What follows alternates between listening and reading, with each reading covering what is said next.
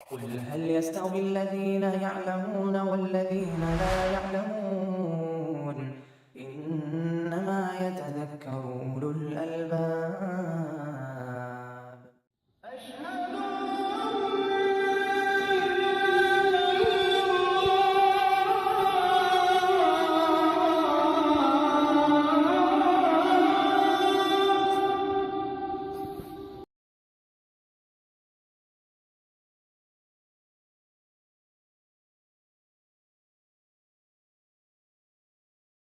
الحمد لله والصلاة والسلام على رسول الله وعلى آله وصحبه ومن اهتدى بهداه أما بعد فعن بهز بن حكيم عن أبيه عن جده قال قال رسول الله صلى الله عليه وسلم في كل صائمة إبل في 40 بنت لبون لا تفرق إبل عن حسابها لا تفرق إبل عن حسابها من أعطاها مؤتجرا بها فله أجرها ومن منعها فإنا آخذوها وشطر ماله عزمة من عزمات ربنا لا يحل لآل محمد منها شيء رواه أحمد وأبو داود والنسائي وصححه الحاكم وعلق الشافعي القول به على ثبوته. یہ کتاب الزکوٰۃ کی 7ویں حدیث ہے. بحز بن حکیم اپنے والد سے یعنی حکیم بن معاویہ سے روایت کرتے ہیں، اور معاویہ ابن حیدہ صحابی ہیں. تو بحز بن حکیم اپنے باپ سے اور وہ اپنے دادا سے یعنی معاویہ ابن حیدہ سے روایت کرتے ہیں. بحز یہاں اپنے والد سے حکیم سے اور اپنے دادا سے یعنی معاویہ ابن حیدہ سے روایت کرتے ہیں. انہوں نے کہا، معاویہ بن حیدہ جو صحابی ہے، کہ رسول اللہ صلی اللہ علیہ وسلم نے فرمایا فی کل صائمۃ ابل، عام چراگاہ میں چرنے والے ہر اونٹ کے اندر زکوٰۃ ہے. عام چراگاہ کے اندر سال کے اکثر دنوں میں، جیسا کہ کل گزشتہ کی تفصیل میں بات آئی ہے کہ سال کے اکثر دنوں میں وہ عام چراگاہ میں چرتے ہوں جانور، تو ایسے تمام اونٹوں کے اندر زکوٰۃ. قاعدہ کیا ہے؟ فی 40 بنت لبون، 40 اونٹ میں ایک بنت لبون ہے. ایک بنت لبون بتایا تھا کہ بنت لبون 2 سال کی مؤنث اونٹنی کو کہتے ہیں، جس کی ماں اب بچے والی ہو گئی، دودھاڑ ہو گئی. اور 1 سال کی مؤنث بچی کو بنت مخاض کہتے ہیں، اور 3 سال کی مؤنث بچی کو، ناقہ کو، اونٹنی کو حقہ کہتے ہیں. اور 4 سال ہو چکا ہو، 5ویں سال میں ہو تو اس کو جزع کہتے ہیں. اور 5 سال مکمل ہو جائے تو 6ٹھے سال میں مسنہ. لیکن 4 ہی عمر ہے یہاں، بنت مخاض، بنت لبون، حقہ اور جزع. تو کہتے ہیں ہر 40 میں ایک بنت لبون ہے. بظاہر یہ جملہ صحیح نہیں ہے، الا یہ کہ اس کو محمول کیا جائے 120 کے بعد، جیسا کہ ہم نے اونٹ کا نصاب حضرت انس بن مالک رضی اللہ عنہ کی حدیث کے حوالے سے کل پڑھا تھا کہ جب 120 اونٹ سے زائد ہو تو ہر 40 میں ایک بنت لبون اور ہر 50 میں ایک حقہ ہوگا. ورنہ مسئلہ تو ہم پڑھ چکے ہیں کہ ہر 5 اونٹ کے اوپر ایک بکری ہے، 20 سے لے کے 24 اونٹ تک میں 4 بکری ہوگی. جب 25 سے 35 تک ہو تو بنت مخاض ہے، اور جب 36 سے لے کر کے 45 تک رہے معاملہ تو بنت لبون ہوتا ہے واجب. اور اس کے بعد 46 سے لے کر 60 تک میں حقہ ہے، اور 61 سے لے کر کے 75 تک میں جزا ہے، اور 76 سے لے کر 90 تک میں 2 بنت لبون ہے اور 91 سے لے کر 120 تک میں 2 حقہ ہے، اور اس کے بعد ہر 40 میں ایک بنت لبون اور ہر 50 میں ایک حقہ کا قاعدہ ہے. تو یہاں جو کہا گیا کہ ہر 40 میں بنت لبون ہے، اگر اس کو 120 کے آگے پر محمول کرے تب تو ٹھیک ہے عبارت. تو اس کا مطلب یہ کہ یہ لفظ اپنے ظاہری معنی پر صحیح نہیں ہے، الا یہ کہ اس کو محمول کیا جائے 120 سے فاضل پر. ایک جملہ تو یہ ہوا، کئی جملے پر یہ حدیث مشتمل ہے. اس کے بعد کہا گیا دوسرا جملہ ہے لا تفرق ابل عن حسابها، اونٹ اپنے حساب سے الگ نہ کیے جائے. کیا مطلب؟ یعنی ہم 2 آدمی خلیط ہے، مشترک ہے، 20 بکریاں ہماری ہے، پارٹنر ہیں ہم. محصل آیا تو صدقہ بچانے کے لیے ہم نے 20 بکریاں اپنی بانٹ لی، الگ الگ کر لیا. تو یہ مطلب ہے اس کا کہ اونٹ کو اس کے حساب سے الگ نہ کیا جائے. 40 اونٹ ایک ساتھ رہتے ہیں، آپ کے مخلوط مال ہے، تو اس میں ایک بکری زکوٰۃ لگے گی، جو متوسط ہوگی، متوسط عمر کی ہوگی، متوسط جسامت کی ہوگی، اور جس پارٹنر کی بکری ہوگی وہ اس کا آدھا حصہ اپنے ساتھی سے لے گا۔ دوسرا معنی یہ ہے کہ اونٹ کو اس کے حساب سے الگ نہ کیا جائے، یعنی بڑے اور چھوٹے اونٹ میں فرق نہ کیا جائے۔ جتنے اونٹ ہیں، بڑے ہوں، بڑے عمر کے ہوں، چھوٹی عمر کے ہوں، یا اسی طریقے سے سن رسیدہ ہوں، تمام طرح کے جو اونٹ ہیں، چھوٹے بڑے موٹے اور دبلے، سب کو گنتی میں، کاؤنٹ میں شمار کیا جائے گا، اور اس میں وہ جو زکوٰۃ کی تفصیل ہے جو ہم نے کل تفصیل سے پڑھا تھا اس کے حساب سے چلے گا۔ تو یہ جملے کا دو معنی ہے کہ اونٹ کو اس کے حساب سے الگ نہ کیا جائے، یعنی اگر دو خلیط ہے یا کئی خلیط مل کر کے خلطاء ہیں، یہ پارٹنرز ہیں، تو وہ اپنے اپنے اونٹوں کو زکوٰۃ کے وقت میں الگ الگ نہ کر لیں تاکہ صدقہ سے بچ جائے۔ یا یہ ہے کہ ہر چھوٹے بڑے اونٹ کو کاؤنٹنگ کے اندر شامل کیا جائے گا، حساب کے اندر شامل کیا جائے گا۔ یہ نہیں کہا جائے گا کہ چھوٹے کو الگ کرو، بڑے کو الگ کرو، ایک طرح کے اونٹ 40 ہونے چاہیے، یا ایک طرح کے اونٹ 5 ہونے چاہیے، ایک طرح کے اونٹ 76 سے لے کے 90 تک ہونا چاہیے، ایسا نہیں۔ جتنے اونٹ ہیں وہ سب کے سب کاؤنٹنگ میں آئیں گے۔ یہ دو جملہ ہوا حدیث کا۔ تیسرا جملہ ہے من اعطاها مؤتجرا بها فله اجرها، جس نے زکوٰۃ اجر اور ثواب کی نیت سے دیا، یعنی خوش دلی سے دیا، ثواب کی نیت سے، فلہ اجرها، تو اس شخص کو زکوٰۃ کا اجر اور ثواب ملے گا۔ اگر خوش دلی سے نہیں دیتا ہے، کڑھ کے دیتا ہے، بادل ناخواستہ دیتا ہے، تو زکوٰۃ تو بیت المال اس سے لے گا اسلامی حکومت میں، لیکن ثواب سے محرومی ہوگی اس کو۔ چلیے صاحب، تو اگر خوش دلی سے دیتے ہو تو زکوٰۃ بھی ادا ہو رہی ہے، تم کو ثواب بھی مل رہا ہے، مال میں برکت بھی ہوگی۔ ومن منعها، اور اگر کوئی زکوٰۃ سے انکار کرے، زکوٰۃ کو روک دے، وجوب اور فرضیت کا اعتقاد رکھے لیکن نہ دے، ازراہ مخالط، تو اس حدیث میں فإنا آخذوها، نبی صلی اللہ علیہ وسلم عزم ظاہر کر رہے ہیں، بالکل پختہ عزم کہ ہم ضرور اس سے لیں گے زکوٰۃ، وشطر مالہ، اور اس کا آدھا مال جرمانے میں لے لیں گے۔ اللہ اکبر۔ ایک جو زکوٰۃ میں بنت لبون یا حقہ یا جزا جو بھی نکل رہا ہے وہ تو لیں گے ہی، اس کے بعد آدھا مال ہم جرمانے میں لے لیں گے، تاکہ وہ اپنی عادت سے، یا اس طرح کے لوگ اپنی عادتوں سے آئندہ کے لیے باز رہے کہ کبھی بھی زکوٰۃ نہ دینے کا خیال نہ گزرے ان کو۔ اسی جملے پر کلام ہے اہل علم کا۔ کہا آپ نے کہ عظمت من عظمات ربنا، یہ ہمارے رب کے عزائم میں سے ایک عظیمت ہے، یعنی وہ کام ہے جس کو ہم پورے عزم کے ساتھ، پوری ہمت کے ساتھ، پورے جد و اجتہاد کے ساتھ عمل میں لائیں گے، اس میں کوئی رعایت نہیں کریں گے۔ یہ جو جملہ ہے وہ من منعها، اسی پر امام شافعی رحمۃ اللہ علیہ نے کہا کہ ہم اس کے قائل تو نہیں ہیں الا یہ کہ یہ جملہ ثابت ہو۔ لا یحل لآل محمد منہا شیء، ایک جملہ اور ہے اس حدیث میں، کئی مسائل اخذ کیے جا رہے ہیں۔ کہا کہ آل محمد کے لیے اس میں سے، یعنی زکوٰۃ میں سے کوئی بھی حق نہیں ہے، کچھ بھی نہیں ہے۔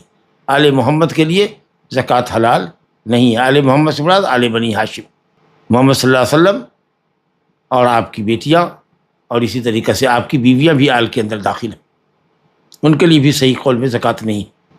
اور اسی طریقے سے آل عباس، آل علی، آل جعفر، آل عقیل، آل حارث بن عبد المطلب، جو بھی بنو ہاشم سے ہے، ان کے تمام مسلمانوں کے لیے زکوٰۃ حرام ہے۔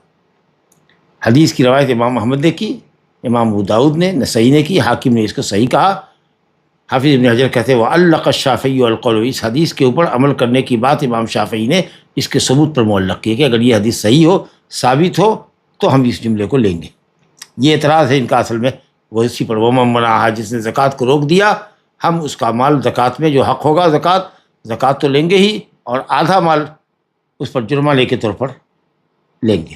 جی بہرحال یہ بحث بن حکیم میں تھوڑا کلام ہے، متکلم فی راوی ہے، لیکن اہل علم نے کہا کہ اس کی حدیث انشاءاللہ حسن درجے سے نیچے کی نہیں ہے، حدیث حسن، اور ہر جملے کا شاہد موجود ہے۔ بعض تو ہم پڑھ چکے ہیں 40 میں، ہر 40 میں ایک بنت لبون ہے، 120 کے بعد، یہ ہم پڑھ ہی چکے ہیں۔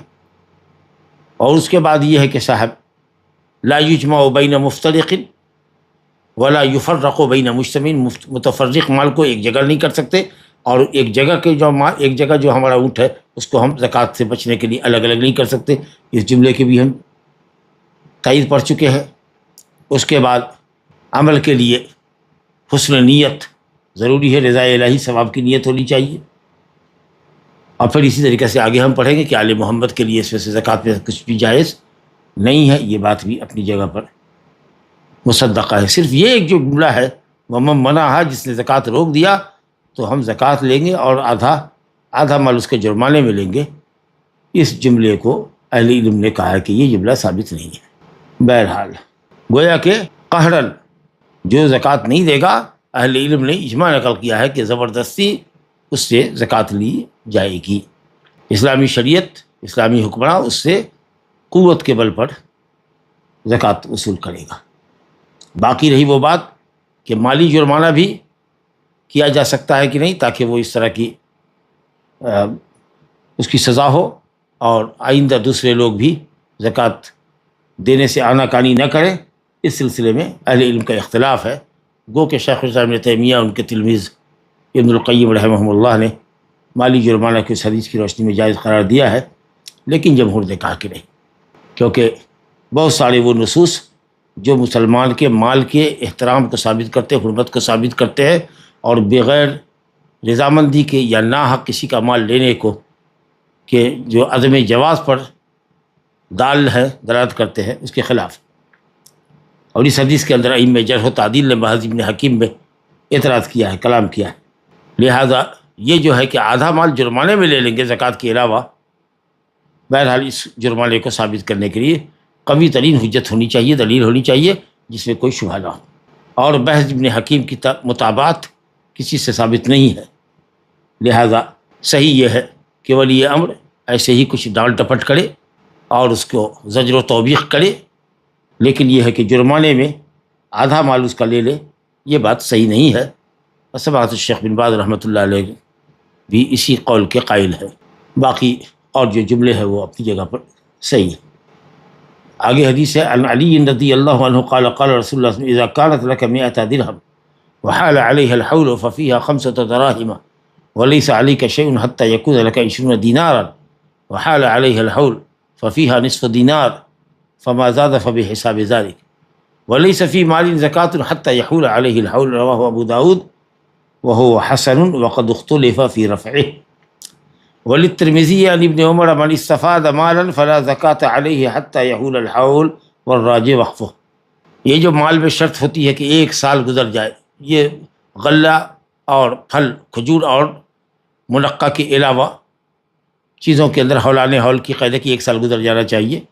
چوپائے میں اور بھی سالانہ زکوٰۃ واجب ہوتی ہے، اسی طریقے سے نقود، سونا چاندی، اور اسی کے حکم میں جو کرنسی نوٹس ہیں اس پر بھی سال گزرنا چاہیے، مال تجارت ہے اس کے اوپر بھی سال گزرنا چاہیے، اور صرف یہ جو محصولات زراعیہ ہے، پیداوار ہے کھیتی کی یا باغ کی، کھجور انگور، اس کے اندر جب جب فصل کٹے گی تیار ہوگی زکوٰۃ واجب ہوگا۔ وآتوا حقہ یوم حصادہ، فصل کٹے گی زکوٰۃ واجب ہوگی۔ بعض لوگوں کے یہاں 3 فصلیں ہوتی ہیں، بعض کے یہاں، اکثر لوگوں کے یہاں، اکثر علاقے میں 2 فصلیں ہوتی ہیں، تو کھیتی کرنے والے کسان لوگ یا جن کے پاس زمینیں ہیں، زمینات ہیں، ان کو سال میں کہیں اگر 1 فصل ہے تو 1 مرتبہ زکوٰۃ دیتے، کبھی 2 فصل ہے، کہیں کوئی 3 فصل اگا لیتے ہیں تو پھر 3 مرتبہ زکوٰۃ دینی پڑے گی۔ لیکن سونے چاندی اور کرنسی نوٹوں کی، جانوروں کی، اور اسی طریقے سے اموال تجارت کی زکوٰۃ سال میں 1 مرتبہ لگتی۔ اسی سلسلے میں حضرت علی رضی اللہ عنہ سے یہ حدیث ہے جس کے مرفوع اور موقوف ہونے میں اختلاف ہے۔ علی رضی اللہ عنہ کہتے ہیں کہ رسول اللہ صلی اللہ علیہ وسلم نے فرمایا، اذا كانت لك 100 درہم، اگر جب تمہارے پاس 200 درہم چاندی ہو، اور 1 درہم جیسا کہ کل ہی گفتگو ہوئی ہے کہ 3.975 یعنی 595 گرام، 595 گرام، 200 درہم، 1 درہم 3.975، اس کو اگر 200 سے ملٹیپلائی کریں گے تو 595 گرام، 595 گرام ہو۔ اذا كانت لك 100 درہم، اگر تمہارے پاس یا جب تمہارے پاس 200 درہم ہو جائیں، وحال علیہ الحول، اس کے اوپر سال گزر جائے، تو اس میں 5 درہم واجب ہوگا۔ کل تک 50 گرام سونا تھا، ابھی 1 مہینہ پہلے 40 گرام بڑھایا ہے، 90 گرام ہو گیا ہمارے پاس، یا 50 گرام بڑھایا، تو زکوٰۃ واجب نہیں ہوگی۔ اب جب یہ 50 گرام جو ایڈ کیا ہے اس کے اندر 2 مہینہ پہلے، جب 10 مہینہ ہوگا تب پوری مال کی زکوٰۃ ہم کو لگ جائے گی، 100 گرام کی لگے گی۔ لیکن ابھی 50 چونکہ ابھی ایڈ کیا ہے اس کے اندر 1-2 مہینہ پہلے، لہذا نصاب پر زکوٰۃ نہیں گزرا. تو 5 درہم ہے، یعنی 2.5% کے حساب سے 200 درہم ہے تو 100 درہم میں 2.5 درہم اور 200 درہم میں 5 درہم. جی، اور درہم کا وزن تو سمجھ گیا کہ 4.25 گرام ہوتا ہے. کہتے ولیس علیک شیء، اسی طرح سے سونے میں کوئی زکوٰۃ تم پر نہیں جب تک کہ 20 دینار سونا نہ ہو تمہارے پاس. اب دینار کا وزن 4.25 گرام ہے، 4.25، تو اس طریقے سے 85 گرام ہوتا ہے. اور سماحت الشیخ بن باز رحمۃ اللہ علیہ 90 گرام کے قائل ہیں. تو جب تک یہ 85 یا 90 گرام علی اختلاف العلماء، جب تک اس کے اوپر جب تک 20 دینار سونا نہ ہو تمہارے پاس، 85 یا 90 گرام سونا نہ ہو، جس پر 1 سال گزر جانا چاہیے. تو اگر 1 سال گزر گیا ہے تو آپ کو 20 دینار میں آدھا دینار دینا ہوگا، تو 40 دینار میں 1 دینار دینا ہوگا، وہی 2.5% ہوا نا. 100 دینار میں 2.5 دینار دینا پڑے گا. جی، فما زیادہ، اور اس کے آگے جو بھی کچھ ہوگا 200 درہم سے زیادہ ہوگا یا 20 دینار سے زیادہ ہوگا، 1 دینار بھی زیادہ ہوگا تو حساب جو 2.5% کا ہے وہ چلے گا. یہاں جانوروں کے طریقے سے اوقاس نہیں ہے کہ 40 سے لے کر کے 120 تک میں 2 بکری، اور 120 سے 121 ہو جائے تو 121 سے لے کر 200 تک میں 2 ہی بکری ہوگی.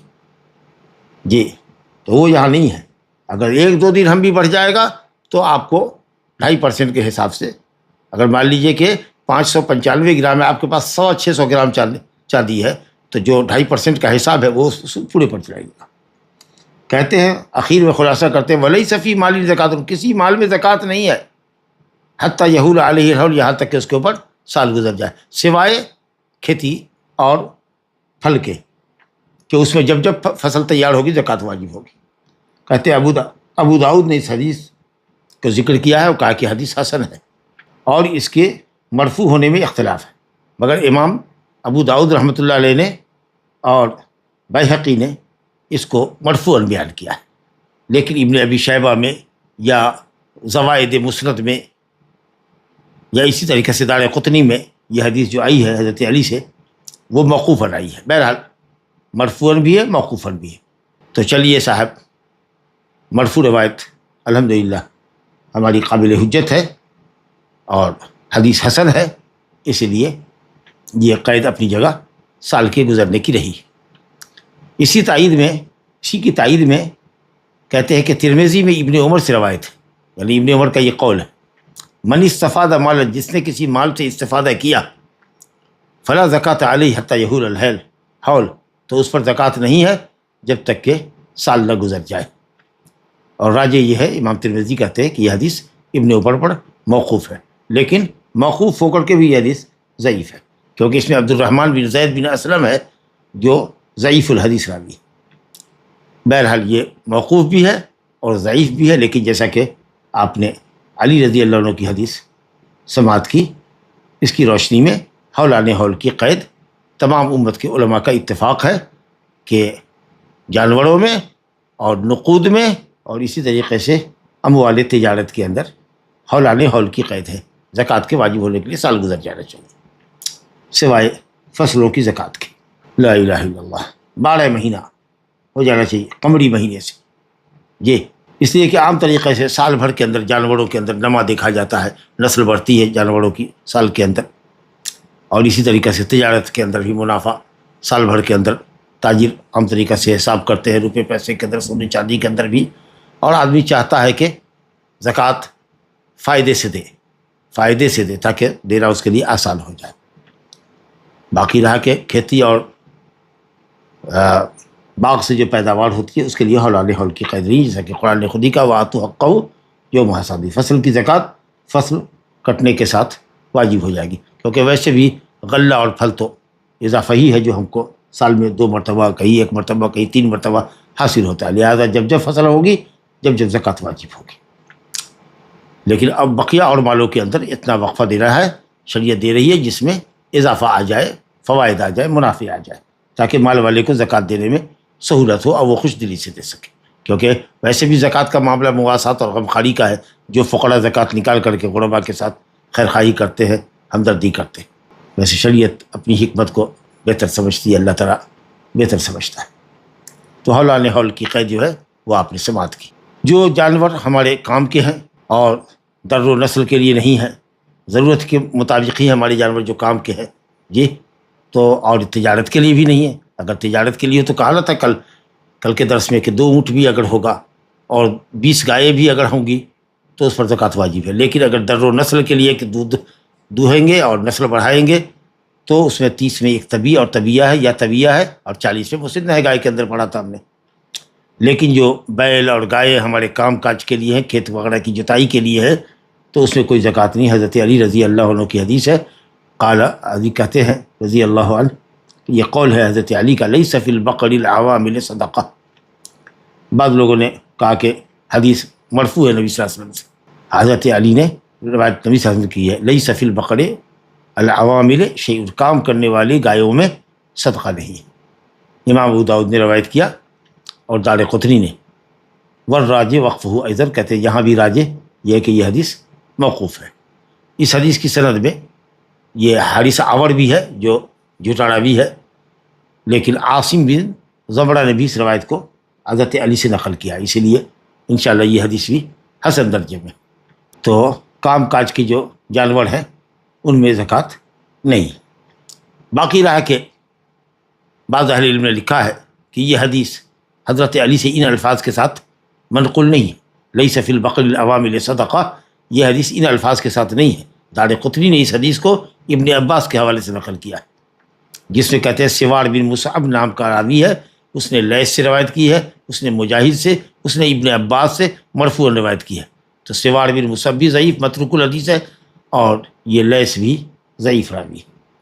بہرحال تو کام کاج کے یا کھیتی کے کاموں میں آنے والی گائے اور بیل کے اندر زکوٰۃ نہیں ہے، اور اسی طریقے سے دوسرے جو آلات زراعت ہے، یا ٹریکٹر وغیرہ ہے، یا پمپ سیٹ ہے جس سے پانی نکالتے ہیں، یہ مشین سے پانی زمین کے اندر سے نکالتے ہیں کھیتی کی سینچائی کے لیے، باغ کی سینچائی کے لیے، یا اسی طریقے سے بڑھئی جو ہے نجار کارپینٹر اس کے جو اوزار ہے، یا اسی طریقے سے لوہار ہے جی آہن گیری جو کرتا ہے اس کے جو اوزار ہے، اسی طریقے سے لوگوں کے پاس چھاپے خانے ہیں، اسی طریقے سے کپڑے کی دھلائی کی مشینیں ہیں، اور بھی پروڈکشن کے لیے جو بھی مشینیں ہیں ان چیزوں پر زکوٰۃ نہیں ہے، بلکہ اس سے حاصل ہونے والے جو منافع ہے اور جو اس کی انتاجات ہے، پروڈکٹس ہے، ان کے اوپر زکوٰۃ واجب ہوگی سال کے اندر۔ اچھا، بہت سے لوگ ہوتے ہیں جو یتیم بچے ہوتے ہیں اور مال بہت ہوتا ہے ماشاءاللہ، کچھ لوگ ہیں جو کروڑوں کے ہیں لیکن ذہنی طور پر پاگل ہے جی، مجنون ہے، تو اس سے کوئی فرق نہیں پڑتا ہے، کیونکہ زکوٰۃ تو مال میں واجب ہوتی ہے، مال تو بچہ نہیں ہے، مال جو تو یتیم نہیں ہے جی، یا مال پاگل تو نہیں ہے، تو لہٰذا جو ولی امر ہوگا، یعنی بچے کا جو ولی ہوگا یا اس پاگل کے کاروبار کو جو دیکھ رہا ہوگا، اس سے زکوٰۃ کا مطالبہ کیا جائے گا۔ لیکن زکوٰۃ یتیم کے مال میں بھی اور مجنون کے مال میں بھی واجب ہوتی ہے، کیونکہ زکوٰۃ تو مال میں واجب ہوتی ہے، بدنی عبادت ہے تو بچے پر واجب نہیں ہے، نماز واجب فرض نہیں ہے جی، یا مجنون پر بدنی عبادت نہیں ہے، لیکن جو عبادت مالی ہے تو مال ہے، اور جو مال کو جو مال کی دیکھ ریکھ کر رہا ہے وہ اس کی طرف سے زکوٰۃ نکالے گا۔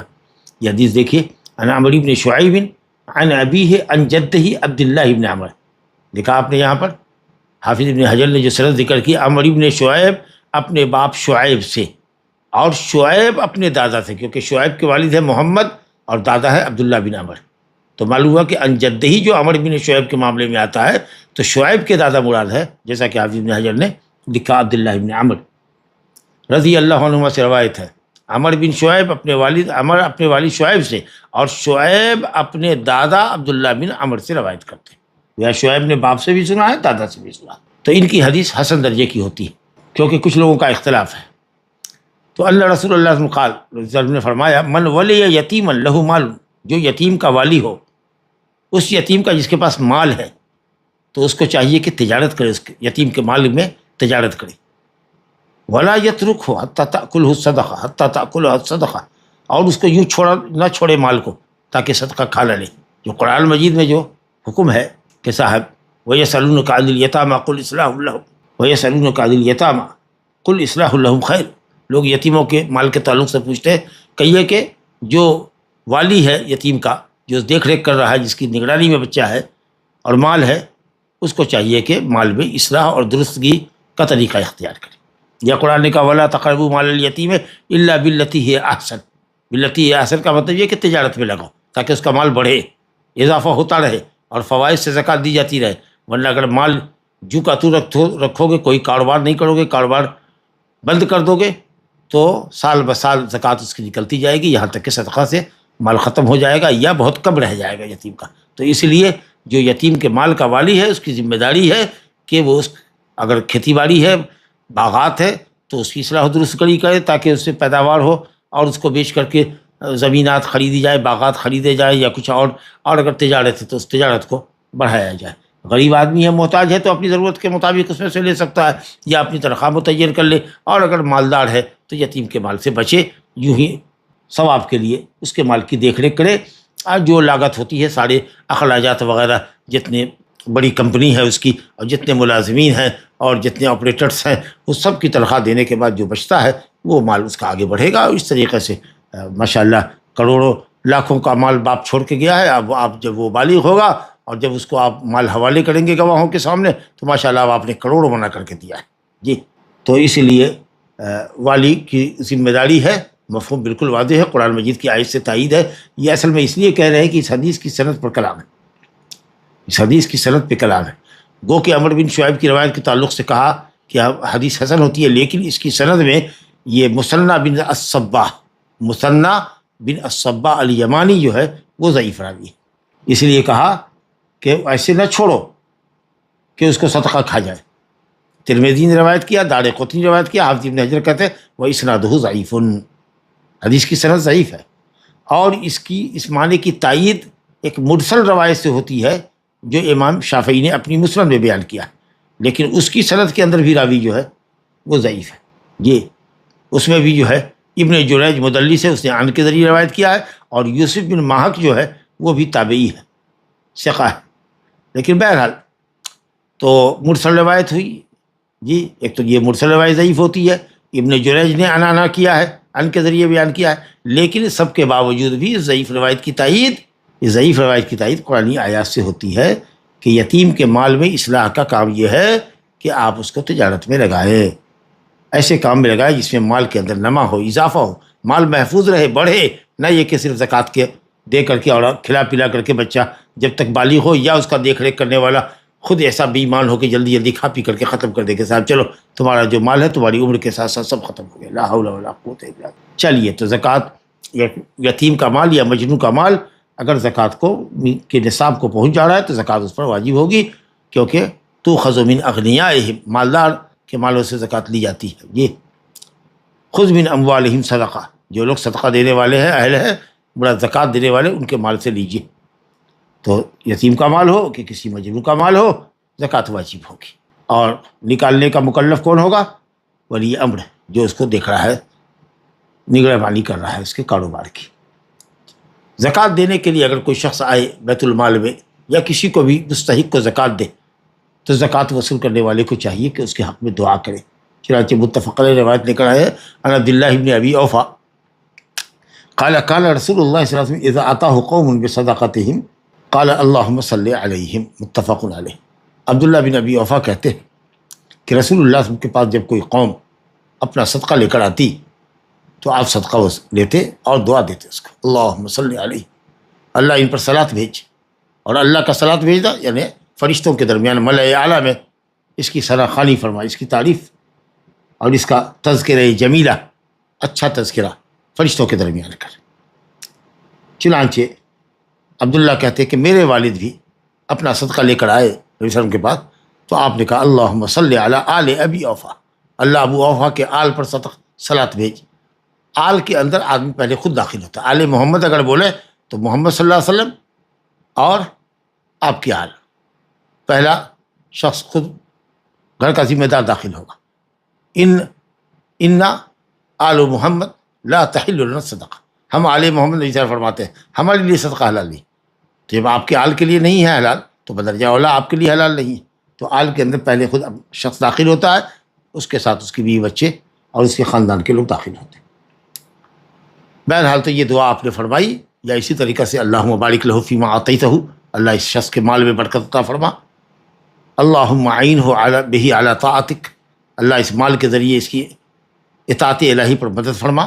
اس طرح سے دعائیہ جلمہ، چاہے صلات کا لفظ ہو یا کوئی دوسرے کلمات کے ذریعے آپ دعا دیں، مگر دعا دینی چاہیے. اللہ تعالیٰ نے اپنے نبی سے فرمایا ہے خذ من اموالہم صدقۃ تطہرہم وتزکیہم بہا وصلی علیہم ان صلاتک سکن لہم واللہ سمیع علیم.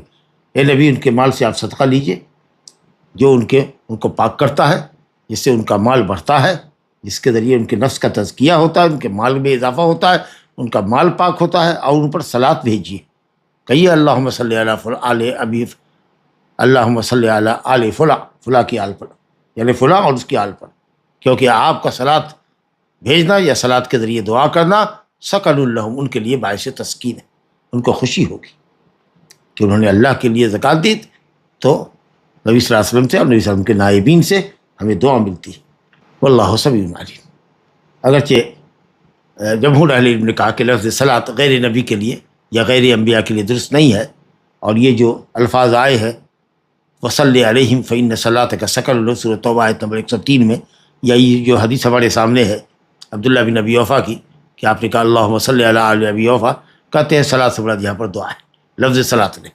لیکن چلیے بہرحال امام بخاری نے باب آتا ہے باب صلاۃ الامام والدعاء لہ، صلاۃ کا بھی جائز ہے اور دعائیہ کلمات بھی جائز ہے. اگر کوئی شخص چاہے کہ اپنے مال کی زکوٰۃ پہلے دے دے، حاجت مند سامنے آ گیا یا بیت المال کو ضرورت ہے، تو یہ تو مواسات اور غمخواری بہت اچھی ہے کہ مال ہمارے پاس اتنا ہے کہ اس پر زکوٰۃ واجب ہے فی الوقت، مگر 2 مہینے کے بعد زکوٰۃ نکلنی ہے.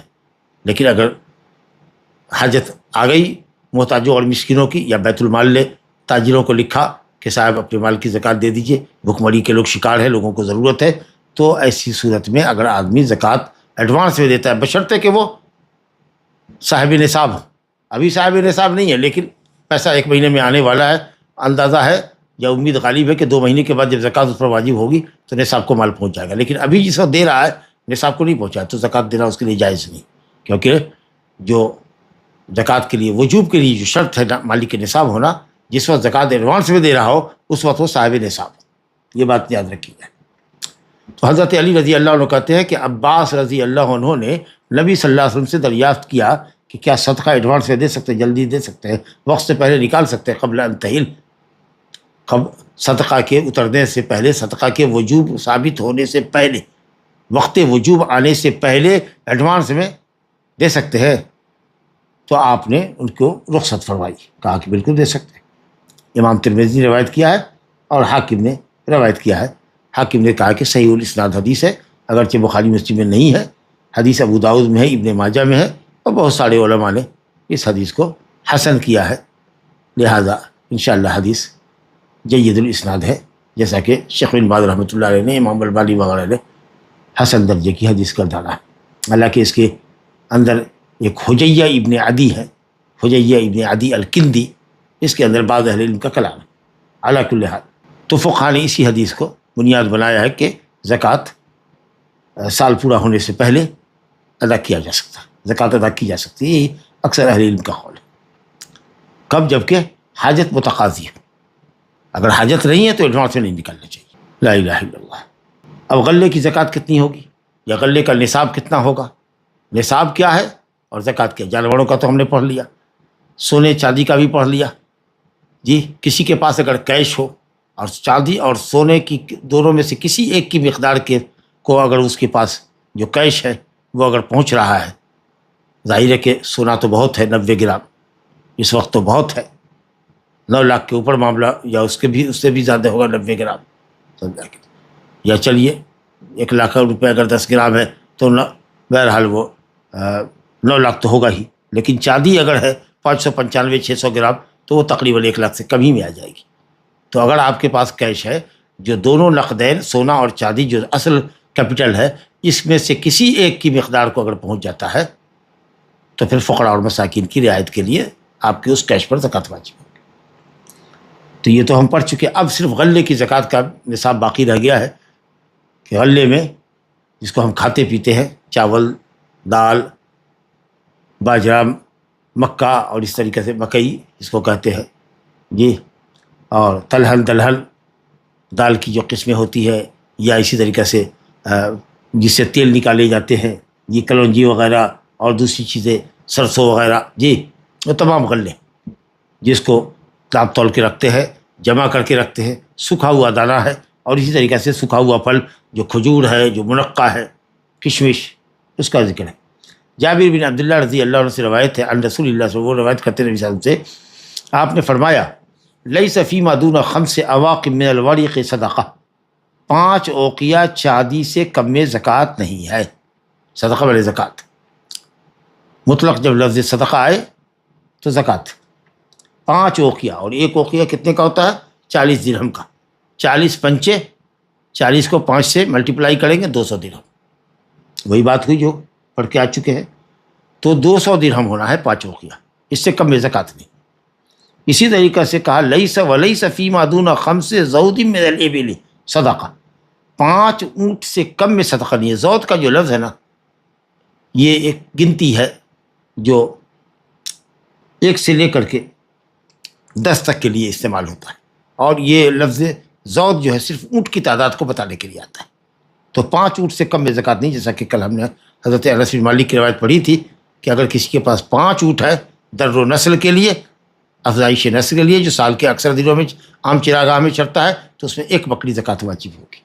अगर 5 से कम है, 4 ऊँट है तो नहीं है, इल्ला एक वो तिजारत के लिए, तो 5 ऊँट से कम में ज़कात नहीं। ये निसाब हुआ वो मिक़दार जिसके ऊपर ज़कात वाजिब होती है। तो चांदी की निसाब, चांदी का निसाब 200 दिरहम है, 5 औक़िया, 1 औक़िया 40 दिरहम का।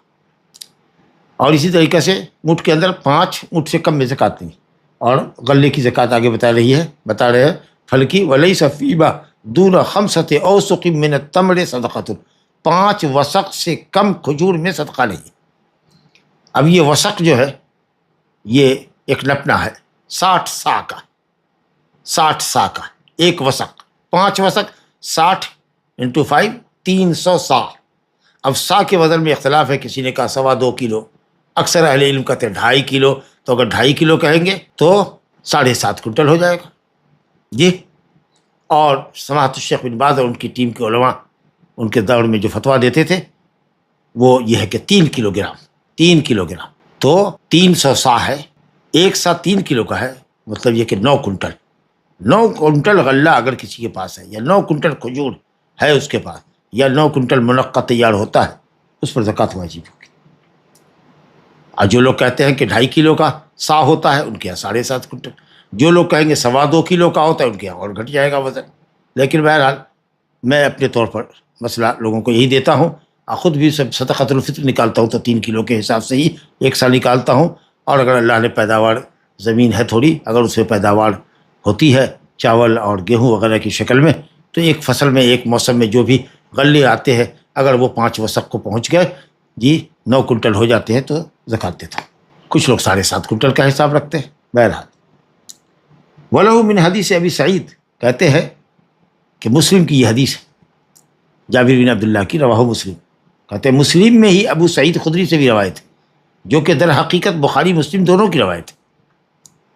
लैसा फीमा दूना खम्सते औसाक़िम मिन तमरिन वला हब्बिन सदक़ा, ये इस लफ्ज़ के साथ तो मुस्लिम में, लेकिन अबू सईद खुदरी से 5 वसक़ के ताल्लुक़ से बिल्कुल वाज़ेह हदीस है जो बुखारी मुस्लिम दोनों में है। कहा कि 5 औसाक़, वही वसक़ की जमा है, औसुक़ या औसाक़, 5 वसक़ कम, 5 वसक़ से कम अगर खजूर है, वला हब्बिन, और यह दाना है गल्ला जो सख्त होता है, रस भरा फल नहीं, तमर कह के मतलब है कि सख्त सूखा हुआ फल जो साल भर रह सकता हो, मुद्दखर हो, जिसको जमा करके रखा जा सकता हो, जो खुश्क दाना हो, खुश्क फल हो, जो ख़राब ना होता, उसमें सदक़ा है। कहते वो असल हदीस अबी सईद, अबू सईद की हदीस बुनियादी तौर पर मुत्तफ़क़ अलैह हदीस है।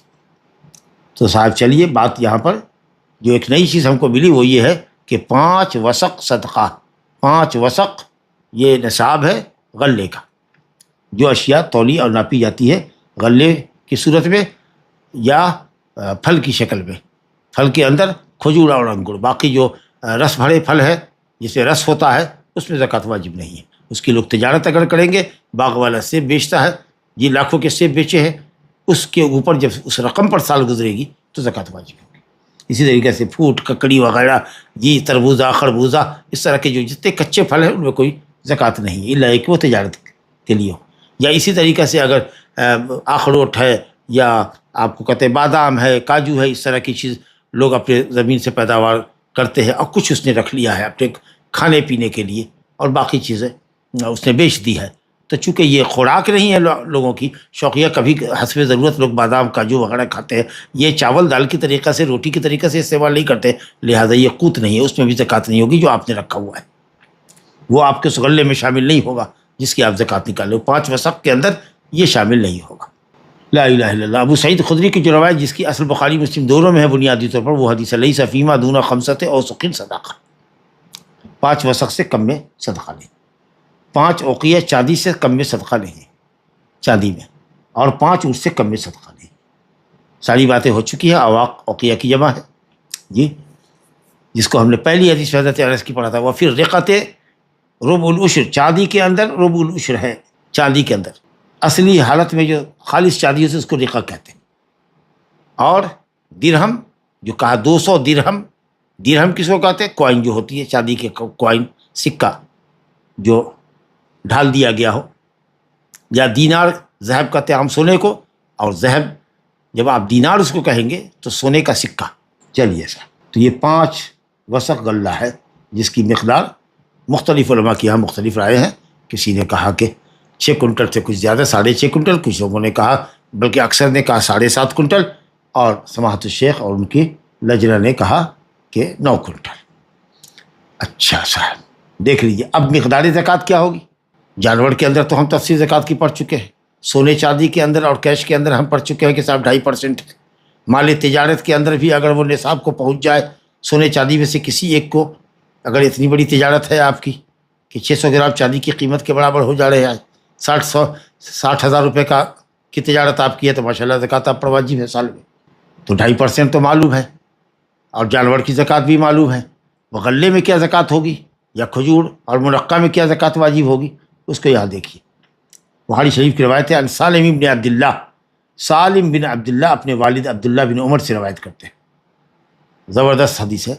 عنی نبی صلی اللہ علیہ وسلم، عبداللہ بن عمر نبی صلی اللہ علیہ وسلم سے روایت کرتے ہیں، آپ نے فرمایا فیما سقط السماء والعیون او کان اثریا، اور اسی کو ابو داؤد کی روایت میں او کان بعلن یہ لفظ آیا، جس کھیتی کو یا جس باغ کو، انگور اور کھجور کے جس باغ کو اور جس زمین کے زراعت کو آسمان کے پانی نے سیراب کیا، عیون یا چشمہ کھیت سے نکلتا ہو جو جس سے آپ کا باغ سیراب کر دیا جاتا ہو، سیراب ہو جاتا ہو، یا آپ کی زمین سیراب ہو جاتی ہو۔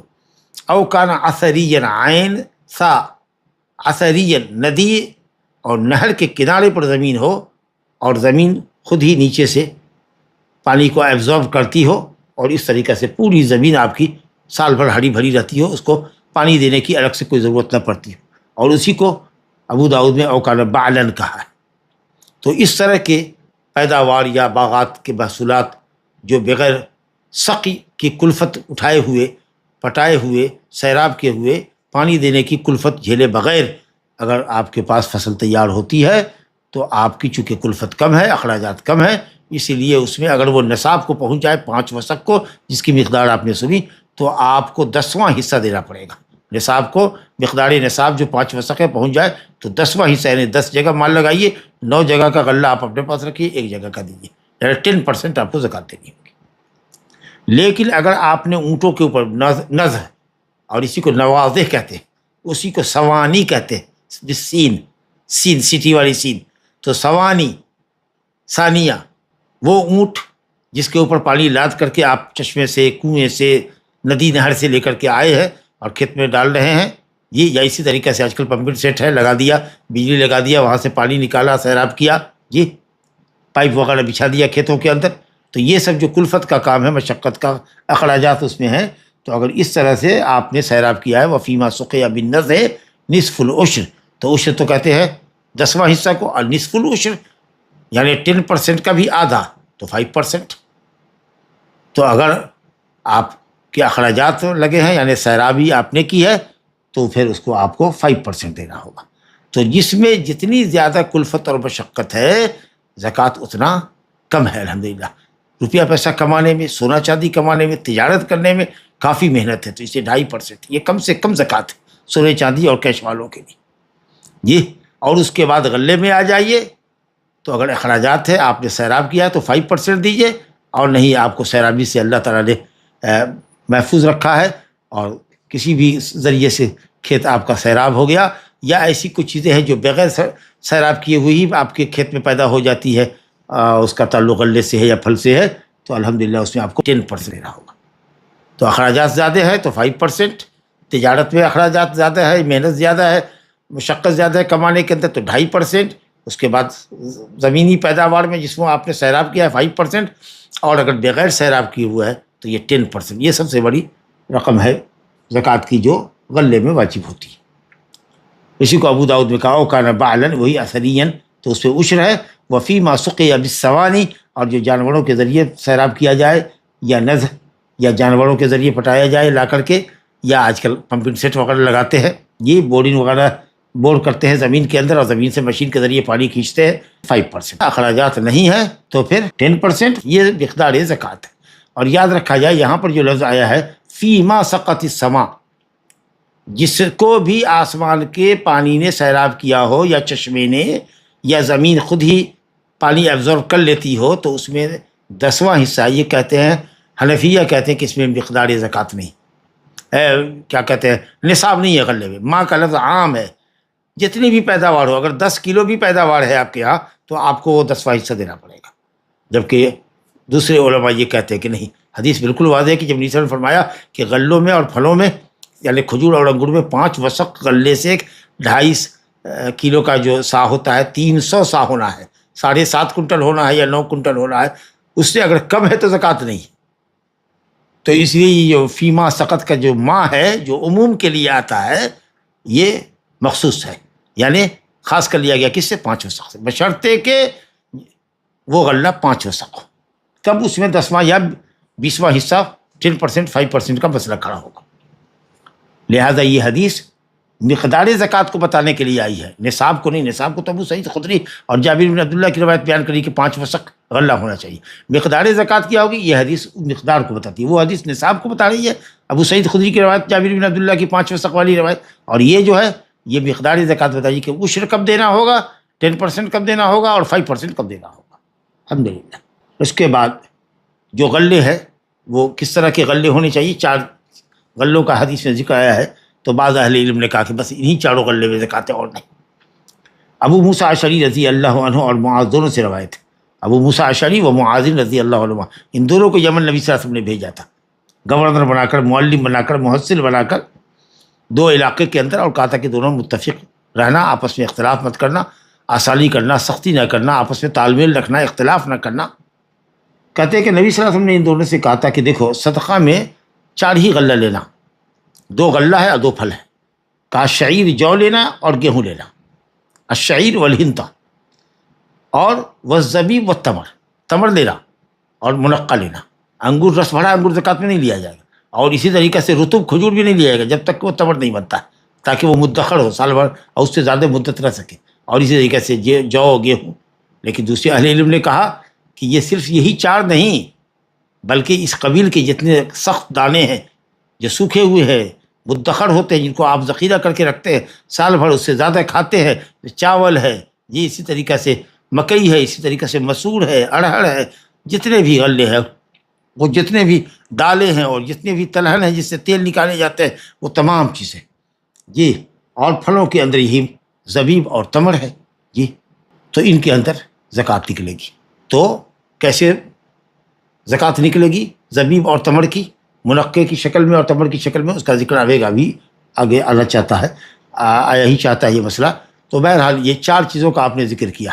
تو کچھ علماء تو یہ کہتے ہیں کہ بس انہی 4 میں زکوٰۃ ہے, اس کے علاوہ نہیں. لیکن صحیح قول یہ ہے کہ جتنے طرح کے غلے ہیں وہ سب میں زکوٰۃ واجب ہے, بشرطے کہ وہ مختات ہوں اور مدخر ہوں, لوگوں کی روزی بنتے ہوں, اور ناپے تولے جاتے ہوں, اور جمع کر کے رکھے بھی جا سکتے ہیں. دارقطنی میں معاذ رضی اللہ عنہ سے روایت ہے, جس کی سند ضعیف ہے, لیکن مفہوم اہل علم کا صحیح ہے کہ ککڑی وغیرہ ہے جی, اسی طریقے سے تربوزہ خربوزہ ہے, یا اسی طریقے سے انار ہے, اور اسی طریقے سے وہ گنا وغیرہ ہے, اس طرح کی جو کھیتیاں ہوتی ہیں جی, اور اسی طریقے سے سبزیاں جو ہوتی ہے, ترکاریاں, سبزیاں, جو خراب ہو جاتی ہے 2-3-4 دن کے بعد، کہتے ہیں رسول اللہ صلی اللہ علیہ وسلم نے اس میں معاف کیا کہ اس میں زکوٰۃ نہیں، مگر کوئی تاجر ہے، سیب کا کاروباری ہے، باغ ہے اس کے پاس، جی لاکھوں لاکھ کا سیب بیچتا ہے، لاکھوں لاکھ کا انگور بیچتا ہے، یہ کیا کہتے ہیں وہ سبزی ترکاری بیچتا ہے، تو وہ مال تجارت میں جائے گا، سمجھا کہ نہیں، یعنی کیش جائے گا، اور اس کے اوپر سال گزرنے کے بعد زکوٰۃ واجب ہوگی۔ لیکن زکوٰۃ میں سبزی ترکاری اور یہ رس بھرے پھل نہیں لیے جائیں گے جو خراب ہو جانے والے، پیاز لہسن اس طرح کی جو چیزیں ہیں ان میں کوئی زکوٰۃ نہیں ہے، الا ہے کہ وہ بیچے اور خریدے جاتے ہیں۔ لا الہ الا اللہ۔ تو بہرحال کچھ لوگ تو انہی چاڑوں غلے کے قائل ہے، بعض صحابہ ہے اور بعض تابعین بھی ہے، حسن بصری وغیرہ، ابن عمر صحابی ہے، بعض تابعین ہے، اور فقہا میں جی ایک روایت امام احمد کی بھی ہے، امام صنعانی ہے، شوکانی ہے، اور شیخ البانی رحمۃ اللہ علیہ بھی انہی چاروں ہی غلے کے قائل ہیں، باقی اور کے نہیں، کیونکہ کہتے ہیں کہ نبی صلی اللہ علیہ وسلم سے کوئی دوسرا نص اور اجماع نہیں آیا ہے۔ ارے بھائی تو ٹھیک ہے، اس زمانے میں یہی سب چیزیں ہوتی تھی، لوگوں کی روزی کھانے پینے کی اشیاء ہوتی تھی، ماشاءاللہ اس وقت تو آپ دیکھ رہے ہیں کہ کتنی طرح کی چیزیں ہیں، تو اس لیے جو بھی مختات ہے اور مدخر ہے اور خشک دانہ ہے وہ سب میں زکوٰۃ واجب ہوگی۔ ہر وہ چیز جو ناپی تولی جائے وہ باقی رہتی ہو، دانہ خشک ہو جی، اور وہ لوگوں کی روزی بھی بنتی ہو، وہ تمام میں زکوٰۃ واجب۔ لیس فیما دون خمسۃ اوسق، جو بھی چیز وسق یعنی ناپ سے غلہ ہوتا ہے، تو معلوم ہوا کہ جو بھی ناپا اور تولا جا سکتا ہے، کیل، خمسہ اوسق، وسق تو ایک نپنا ہے، 60 سا کا کو وسق کہتے ہیں، 60 سا کو وسق کہتے ہیں، 300 سا، تو یہ نپنا ہے، تو جو بھی چیز ناپی تولی جاتی ہے وہ سب اس کے اندر داخل ہے۔ زمین سے جو پیداوار نکلتی ہے، اللہ نے کہا نا وَمِمَّا أَخْرَجْنَا لَكُم مِّنَ الْأَرْضِ، زمین سے جو کچھ بھی ہم نے تمہارے لیے نکالا ہے۔ قرآن نے کہا وَآتُوا حَقَّهُ يَوْمَ حصادِهِ، جتنی محصولات ہیں اور جتنی پیداوار ہے سب میں زکوٰۃ دو۔ فیما سقط السماء العشر، زمین سے آسمان کی بارش سے جو نکلے بشرطے کہ وہ 5 وسق کو ہو جائے تو 10واں یا 20واں حصہ 10 یا 5% دو۔ یہ تمام حدیثیں بتاتی ہے کہ عموم کے اوپر معاملہ ہے، لیکن آپ کہیے گا سبزی کے اندر بھی 5 وسق ہو تب، تو یہ سبزی والا معاملہ نہیں ہے، کیونکہ بہرحال اس سے حاصل ہونے والا جو فائدہ ہے وہ جلدی نفع موجود ہے، اس میں زکوٰۃ نہیں ہے، سمجھا کہ نہیں، برخلاف اس کے جو ناپی جائے، تولی جائے اور ذخیرہ کر کے رکھی جائے، تو وہ بڑی چیز ہوتی ہے۔ اور یہ سبزیاں اور ترکاریاں یہ تو وقتی طور پر ہوتی ہے، 2-4 دن کے اندر خراب ہو جاتی ہے، تو اس لیے اس سے جو کمائی ہوتی ہے اس مال کے اوپر جب سال گزرے گا تو زکوٰۃ واجب ہوگی۔ اب یہ جو ہے وقت تو ہو چلا ہے، لیکن ہم تھوڑا وقت لیں گے کیونکہ 2-3 حدیث رہ گئی ہے اس باب کے اندر۔ کہتے ہیں کہ کیسے کھجور اور انگور کی زکوٰۃ کو کیسے متعین کریں گے، تو ہوتا یہ تھا کہ جب باغات میں پھل، کھجور اور انگور کے باغات میں پھل پکنے لگتے تھے اور کھانے کے لائق ہو جائے، جیسے کھجور ہے جی، وہ جب رطب کی شکل میں آتی تھی تو لوگ اس کو کھانے لگتے تھے۔ بہت دیکھتے ہیں نا آپ، رطب کھجور باغ میں پیکٹ کا پیکٹ نکلتی ہے، ٹن کا ٹن، من کا من نکلتا ہے، اور اس کو پیکنگ کر کے سالوں بھر لوگ بیچتے ہیں۔ اسی طریقے سے انگور کا جب موسم آتا ہے جی، تو ٹڑک کا ٹڑک رس بھرے انگور بازاروں میں دستیاب کیے جاتے ہیں۔ تو اگر زکوٰۃ اخیر میں جائیں گے، جب وہ ٹوٹے گا کھجور بن کر کے، درخت سے ٹوٹے گا کہ اب وہ سال کے لیے رہ جائے، منقع بن کر کے جب توڑا جائے گا تو سچ معلوم ہوا کہ صاحب 2 حصہ یا اس سے بھی زیادہ پھل بازار میں جا چکا ہے اور مالک بیچ کر کے پیسہ اپنے پاس اکٹھا کر چکا ہے۔ تو اس لیے جیسے ہی پھل کھانے کے لائق ہوتا، نبی صلی اللہ علیہ وسلم خارج کو اندازہ کرنے والے کو، جن کو پھل کو دیکھ کر کے، درختوں کو دیکھ کر کے اندازہ کرنے کا ملکہ ہوتا تھا، ایک تجربہ ہے یہ، وہ جا کر کے پورے باغ میں گھومے اور اندازہ لگائے کہ کتنا اس کے اندر پھل آ سکتا ہے۔ اور آپ نے فرمایا کہ ایسا کرو کہ 1/3 چھوڑ دو تاکہ وہ بھی کھائے، اس کے دوست احباب بھی باغات میں آتے ہیں تو کھائے، کچھ دوستوں کو تحفہ تحائف دے سکے، اور اس کے بعد اگر نہیں 1/3 1/3 نہیں چھوڑ سکتے تو 1/4 چھوڑ دو۔ اگر 100 کنٹل کا اندازہ ہے کہ 100 کنٹل کھجور آئے گا اور 100 کنٹل منقع آئے گا جی، تو چلو بھائی 33% چھوڑ دو، یا نہیں تو کم سے کم 25% چھوڑ دو۔ اب 75 کنٹل 75 کنٹل اس کے اوپر لکھو، اور 75 کنٹل کے اندر یا 60 کنٹل کے اندر 66 کنٹل کے اندر، یعنی اگر 1/3 تو چھوڑتے ہیں تو نہیں تو نبی صلی اللہ علیہ وسلم نے فرمایا کہ اگر تم کو لگتا ہے خارج کہ زیادہ ہے، اندازہ میں اتنا نہیں چھوڑنا ہے، تو چلو کم سے کم 1/4 تو چھوڑ دو اندازے میں۔ اب جو بھی اندازہ ہو اس میں 1/4 چھوڑنے کے بعد، ابھی تو ماشاءاللہ 200 کنٹل ہے بھائی، یہ 150 کنٹل ہے، لیکن سوکھنے کے بعد یہ رطب تمر کی شکل میں 100 کنٹل آئے گا۔ ابھی انگور والا رس ماشاءاللہ بہت زیادہ ہے، 200 کنٹل ہے، لیکن جب اس کا رس سوکھ جائے گا اور یہ منقع بنے گا تو 100 کنٹل ہی آئے گا. 50% یہ سوکھنے کے بعد اس کا ویٹ کم ہو جاتا ہے، وزن کم ہو جاتا ہے. اور رطب جب تمر بنتا ہے تو مان لیجئے کہ صاحب اس میں 33% جو ہوتا ہے وہ سوکھنے کے بعد کم ہو جاتا ہے. تو یہ سب جانتے ہیں وہ لوگ، جو لوگ اندازہ کرتے ہیں فصلوں کا اور پھلوں کا. بہت جگہ پر ہوتا ہے کہ وہ آم کے باغ میں آتا ہے آم خریدنے والا، جس کا یہی کام رہتا ہے، اور وہ ایک نظر ڈالتا ہے پیڑ کے اوپر اور اس طریقہ سے وہ کہہ دے گا کہ اس میں 500 آم ہے. کچھ زیادہ ہو، 10 20 25 50 زیادہ ہو جائے کم ہو جائے، لیکن اندازہ مطلب تقریباً 90% سمجھ لیجیے کہ ایسے لوگوں کا جو یہی دھندا کرتے ہیں صحیح رہتا ہے. تو اس لیے کہ صاحب اندازہ کر لو پہلے، تاکہ باغ والے کے لیے بھی بیچنا اور رطب بیچنا اور انگور بیچنا ان کے لیے بھی وسعت ہو جائے، اور زکوٰۃ بھی فقراء کی نہ جائے. کیونکہ اگر ٹوٹنے کا اور تمر بننے کا اور منقع بننے کا اگر انتظار کریں گے تو معلوم ہوا کہ صاحب فقراء اور مساکین کے بڑے سارے حق ضائع ہو گئے. تو اسی لیے اس میں بڑا فائدہ ہے. سہل بن ابی حثمہ رضی اللہ عنہ کی روایت ہے، کہتے ہیں کہ نبی صلی اللہ علیہ وسلم نے ہم لوگوں کو حکم دیا کہ جب تم لوگ اندازہ کرو پھلوں کا، کھجور اور انگور کا، تو اندازہ کر لو اور اس میں سے تہائی چھوڑ دو. اگر تہائی نہیں چھوڑتے ہو، 1/3 نہیں چھوڑتے تو 1/4 چھوڑ دو. خمسہ نے روایت کیا الا ابن ماجہ، اور اس کو ابن حبان نے اور حاکم نے صحیح کہا ہے.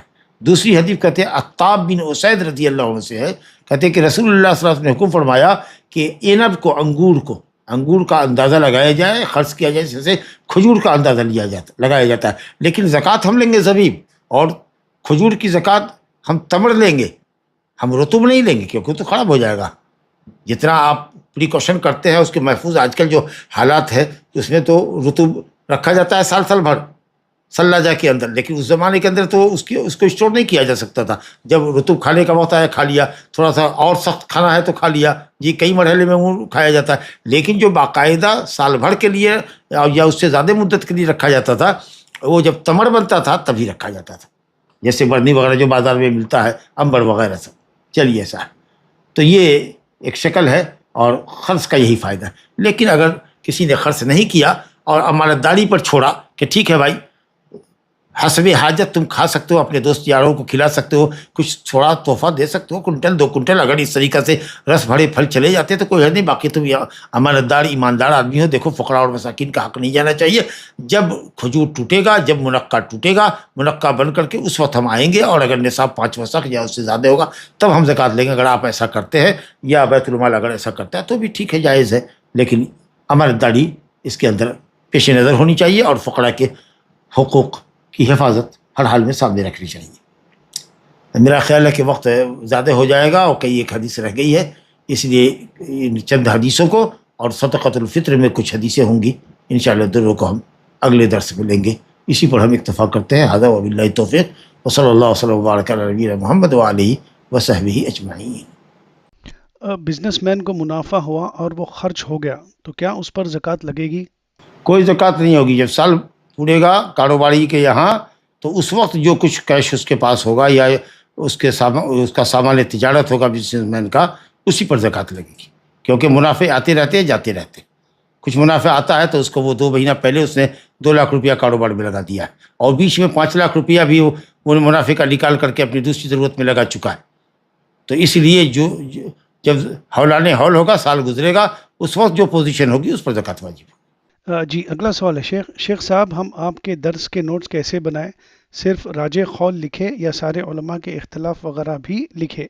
سارے علماء کے اختلافات، دلائل اور مناقشہ وہ بہت بڑی چیز ہے. یہ سب جو کلیہ میں لڑکے پڑھتے ہیں یا اس سے اوپر پڑھتے ہیں، ماجسٹر وغیرہ میں پڑھتے ہیں، ان کے لیے ہے. آپ کو تو کچھ اقوال بیان ہی کر دیتے ہیں اور دلیل بھی بتا دیتے ہیں. تو جتنا کچھ ہم بتاتے ہیں اگر اس پر آپ اکتفا کریں اور ویڈیوز آڈیوز کو دیکھ کر کے آپ اس کو رکھ کر کے اگر نوٹ بک تیار کریں، جیسا کہ آپ کے ساتھی سید عبدالرحیم کرتے ہیں، تو ماشاءاللہ آپ کے پاس ایک اچھا نوٹ تیار ہو جائے گا. کیونکہ ائمہ کے اقوال بھی آ جاتے ہیں، دلیل بھی آ جاتی ہے. جن لوگوں نے نصاب نہیں مانا انہوں نے کہا فیما سقط معام ہے، اور جن لوگوں نے کہا کہ نہیں بھائی 5 وسق ضروری ہے، انہوں نے کہا کہ دونوں حدیث میں ٹکراؤ ہو جائے گا. جب نصاب 5 وسق نبی صلی اللہ علیہ وسلم نے متعین کیا ہے، صحیح ہے ان کی روایت ہے، تو آپ اس کو نصاب پر محمول کیجیے. اور یہ فیما سقط السما جو ہے، اس میں ماں کو آپ اس پر محمول کیجیے کہ مقدار زکوٰۃ ہے. تو اس سے سمجھ میں آنا چاہیے آپ کو کہ صاحب امام ابو حنیفہ جو نصاب کے قائل نہیں ان کی یہ دلیل ہے، اور جو لوگ نصاب کے قائل ہیں ان کی دلیل ابو ہریرہ رضی اللہ یا ابو سعید خدری کی روایت ہے۔ تو الحمدللہ ہم قول اور دلیل کا ذکر کرتے ہی ہیں، لیکن ایک دم بلی استیاب اگر دلائل کا جائزہ لے اور یہ کرے تو وہ ایک لمبی گفتگو ہوگی۔ تو ایسی صورت میں تو ہم لوگ ایک حدیث 1 گھنٹے میں پڑھا کرتے تھے جب ہم کلیہ میں تھے، آج کل کا تو معیار نہیں معلوم، لیکن جب ہم مدینہ میں کلیۃ الشریعہ کے اندر ہوتے تھے تو بلوغ المرام کی یہ سب جو حدیث مسائل اور احکام کی ہے اس پر 1 سے 2 حدیث استاد لیتا تھا اور اس کا 50 منٹ کا کلاس ختم ہو جاتا تھا۔ وہ ظاہر ہے کہ وہ تو ہم آپ کے ساتھ نہیں پڑھ سکتے ہیں، اور نہ ہی آپ اتنا وقت دے سکتے ہیں، نہ اس کو آپ اڈاپٹ کر سکتے ہیں اتنی تمام باتوں کو۔ چلیے